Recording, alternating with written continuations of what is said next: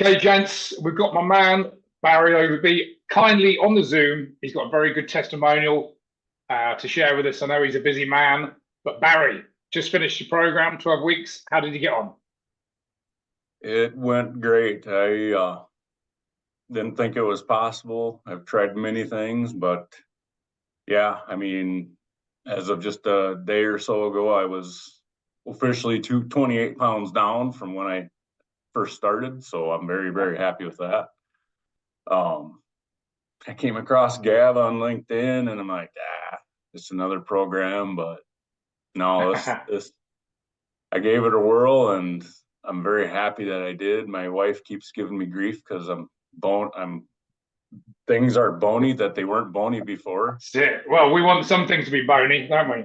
So look, tell her so you started 228. Where did you end up? We finished, it's 17th of August, Saturday. We finished Monday, so 5-6 days ago. What did you end up at? On that day, I was at 202. Yep. So okay. I've been 26 pounds officially. Yeah. Yep. Amazing. Yep. And since then, like I said, I dropped a couple. But today you're 200. You dropped a couple of pounds. Yeah. Yep. Awesome. 26 to 28, depending on the day. Mate, well done. Fantastic. And you pleased with that? You happy with that? Oh, yeah.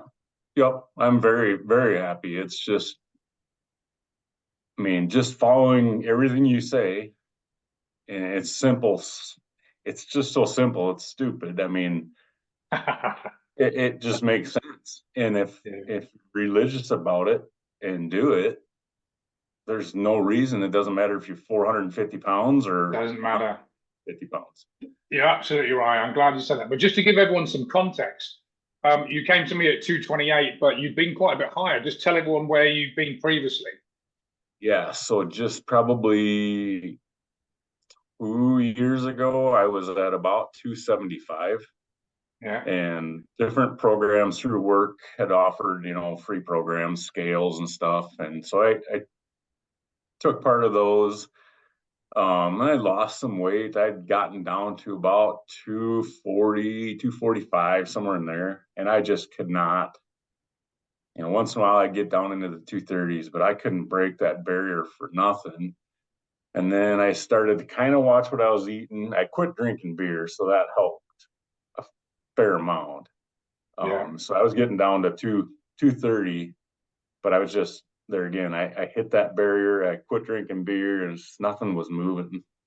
And then I started kind of following you on LinkedIn, and I'm like, wow, geez, when I see in the testimonials, and it's like, is this legit? I mean, is this gonna work? It doesn't seem legit because I'm going to blow my own trumpet here. There's so many great testimonials. It almost, what you said there is very. Some people don't believe it. They think it can't be. He keeps saying it's very simple, but how can it be that simple? But so I'm glad that I'm so pleased that you've got such a great result. But tell me, apart from feeling frustrated at 228, 230, round about there, how else were you feeling in terms of, like confidence or energy or, the health? What have been the changes from there to where you are now? So I can go to family events and having not seen people for, since Christmas or since last year. And people ask me, what happened? They're not the big barrier that they always knew. Yeah. It was always, well, he likes seconds and thirds and smorgasbords and everything else. And I'm like, well, I took part of this program and I'm just watching what I eat and I get my steps in. And the more people that knew me before that actually reacted without me saying anything, I just, walk into a room and 10 minutes later, it's like, what the hell? What are you doing? And that made me feel good. And I hear it on a daily basis from my wife and son. Oh, God, you're almost too skinny now. And I'm like, no. And I'm actually, if I miss a day of going out and walking or getting on the treadmill to get, I have my 13,000 steps. If I miss a day, it doesn't feel right. And so I have to get those steps in, or I'm just off. And, and it's so dumb. It's just like, it's only 13,000 steps. So it's not like it's a lot. But if I miss them, it's like not going to church. I mean, it's like, Well, you should. yeah. Well, I know, and that was the change. And but if you can remember, back but the first 3-4 weeks, there was a few pounds were moving, but we had our first call around about the 3 or 4 week mark, and you were quite frustrated, weren't you? Right. And the penny hadn't really dropped. And I was thinking, is Barry going to get it? Some do, most do, some don't. And then it just dropped, and you were like, it was a realization. If I actually just hit the numbers that we've set, regardless of the circumstances, if I stick to the plan, and the weight just started flying off, didn't it? Right. Yeah, it was, I know there was a few weeks where a lot of it might have been water weight or whatever. You'd drop a pound, maybe two, and I'd get, in some weeks it'd be flat and I'd get disheartened. But then, like you said, there was a few weeks, I know for one, it was like between 5 and 7 pounds. And it's just like, where did this come from? And, I was doing the same things. But I think part of it was I was just a little more diligent on how I tracked it, exactly what I stuck in my mouth. Yeah. And pushing the bar up a bit on be it exercise or walking or whatnot. And so, Yeah. once I started seeing significant, drops where it'd be 2, and then the next week it might be 3 and back to 2. And, I could see those drops. Then I knew I was doing something right. Yeah. What would you say, Barry, to the people that still tell me on a daily basis on the internet that calories don't matter and that tracking calories doesn't work? What would you say to them? I hear the same thing on radio advertisements locally. Oh, this guy lost all this weight. You don't have to track calories. It's just a scam. I'm like, a scam. No. A scam. That's like saying tracking your banking or your finances is a scam. It's like exactly. I mean, it's and you never think about it. People can talk smack about, wow, that's not true. It doesn't work. Until you actually do it and you religiously do it for weeks on end and actually get in that 21-day beyond habit of doing it, you're always going to say, that doesn't work. Well, exactly. I can prove you wrong that it does work. And even now that I've gotten basically done with the program, if I don't have this stupid smartphone, I don't eat it. It goes in either goes in or before I put it in my mouth. And it's as simple as that. And I never would have thought tracking calories. I mean, shoot, 51 years old, I'm not gonna do that. And then I do it. I'm like, it's amazing, because if I go over a certain quantity that I've set myself up for, I know I'm gonna be over. Yeah. And so I stay within that limit of where I want to be. And here's the funny thing: every diet plan, well, people think that calories in, calories out is a diet. It's not. That's the mechanism. We look at ketogenic, carnivore, veganism, South Beach. Every version of food eating or a plan still has the same mechanism of calories in, calories out. So we're just obeying the law that's been set up. That works for every person. And the way we're doing it is tracking the calories. And I say to people, you don't have to track your calories to lose weight. You can guess, but it's like guessing the money that's coming in and out of your account. You can guess and you can get a reasonable job done. But for most people, eyeballing or being intuitive, left to their own devices, if you're not keeping an eye on things, it's so, as you know, from 12 weeks of experience now, it's so easy to go over that target, isn't it? Without a second thought, you can just breeze past 2,500 calories, 3,000 calories without even thinking. So apart from the tracking of the calories, which we know is obviously the mechanism behind this, what else would you say was an integral part of the program? The one that you enjoyed, and two, help you stick to the plan? So for me, it wasn't. I never really, I'm a meat eater. I may work for a company that doesn't necessarily follow the same rules, but I'm a meat eater. I like my protein, but then I like everything else also. So that includes sugars and carbs and whatever. But for me, it was the amount of protein, getting that number above 100 or 120 on a daily basis. I'm like, how is that? I love meat, but you can only handle eating a piece of ham every day so much. And finding that, between protein shakes and protein bars and other sources of protein, it doesn't have to be a slab of ham or whatever. That to me was made a big impact on my daily intake of just food in general. So now I kind of plan, okay, what am I going to eat tomorrow when I'm driving down the road, heading to the field or whatever. It's my protein bar. Okay, in the middle of the day, I'm going to have a protein shake, and I'm going to have a normal meal that involves whatever I want to eat.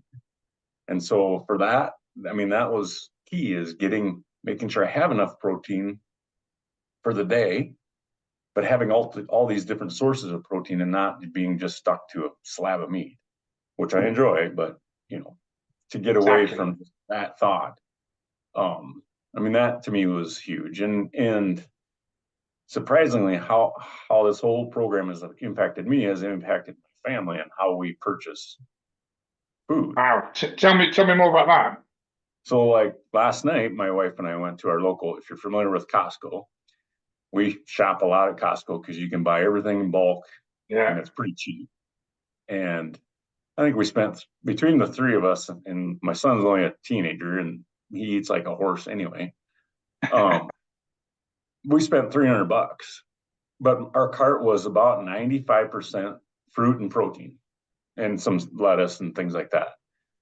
And she's like, Gal, we spent, that's a lot of money for just eating healthy. I go, yeah, but I don't want to be in a stinking health nursing home facility at 68 years old, have 2 knee replacements, hip replacements, 2 canes, and I need to drink 12-pack of Diet Pepsi to get me through the day.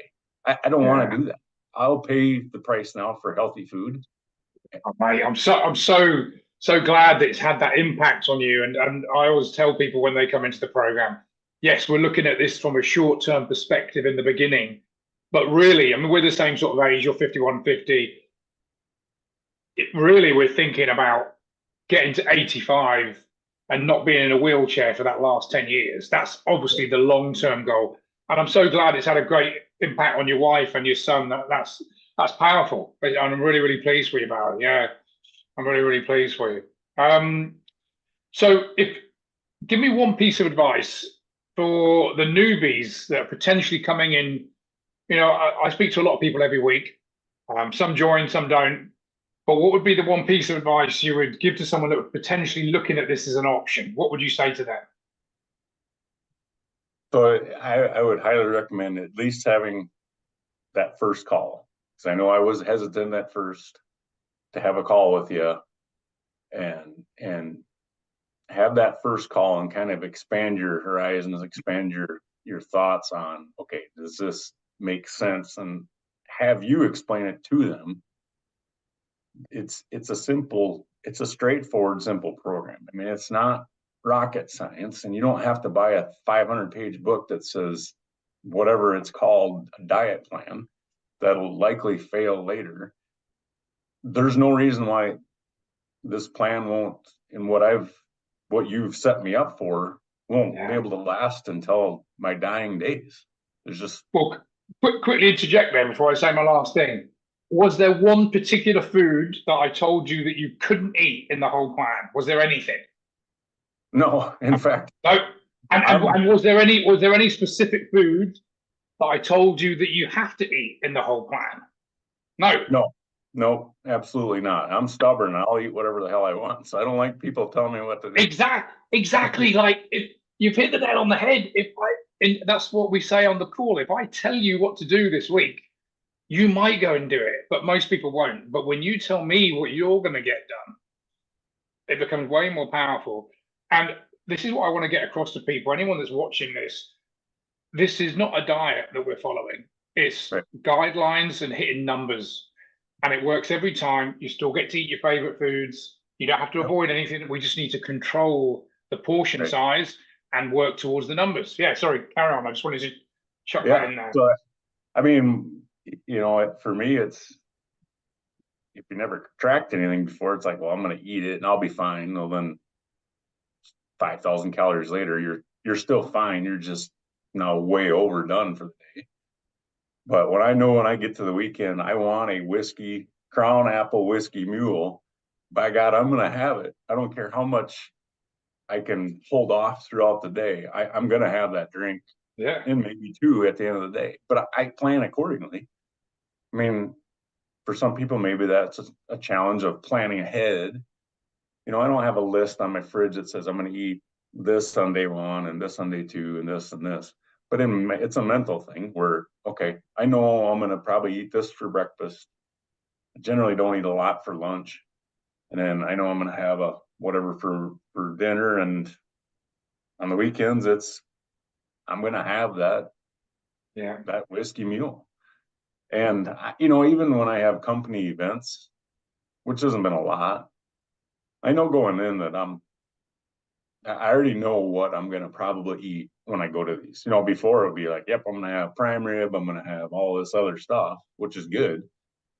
But going into these events, you know, whether it's a farmer event or something, I know that, okay, I can order these things and I'll be within my bounds of where I need to be. And I mean, it's just as simple as that, but just kind of forward thinking of I should or shouldn't do. So. Nah, it's awesome. I'm so glad that you've got it, my man. Look, last question. Would you say this has been a worthwhile investment on your part then, Larry? Oh, 100%. Yep. Fantastic. Yeah, I've looked at other things. I was never a big diet plan person. I mean, yeah, I get a book on Atkins or a book here. You know, books are cheap and they can sit on a shelf and collect dust. But to go and sign up for programs that whatever name brand you want to call it, I'm like, no, I'm not going to do it. And this was, for me, it was something simple that I could do it in my house. I don't have a gym membership. I don't have time for a gym membership because I'm on the road literally every day of the week. So I couldn't be utilizing a gym just because of my travel. And so stuff I can do at home or do outside, and whether I'm eating out of a grocery store on the road or eating at home, I can do everything on my dime, on my time, and I'm not at somebody else's, other than a few weekly calls, not a big deal. I can do that in my truck. But yeah, it's not being beholden to somebody that you have to be at this training center at 6 a.m, 5 days a week. I can't do that. And this program worked perfect for me. Yep. So I would highly recommend the investment. On that note, ladies and gents, Barry, you've been an absolute gent, mate. Been great to get to know you over the last few months. Thank you for showing up, as you said, sometimes on the road, in your truck for the weekly group calls. That's commitment, and there's a reason you got such a great result. You followed everything to the letter. Well done, my friend. And look, we'll speak very soon. All the best, my man. Thanks a lot. Yeah. Thanks.